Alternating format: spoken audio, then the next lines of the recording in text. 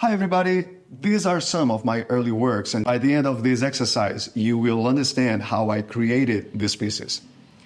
We have already mentioned the basics of composition in two previous videos, and today we are going to talk a little bit further about something that we only mentioned briefly, which is proportions. As a beginner, the most important thing is finding your own style, which is your personal way of expressing emotions through your work. You don't need to stick to realism, but even if you lean towards total abstraction, it is essential to learn a few basic rules of proportions. Once you understand these rules, you will be able to break them with more purpose and creativity. For today's exercise, you will need paper, eraser, sharpener, pencil, and some reference images. We will be using birds as our subject for this exercise, but feel free to choose whatever inspires you most. You start by selecting a good photograph. Then you simplify that image by breaking it down into basic lines and shapes. From there, you start adding details.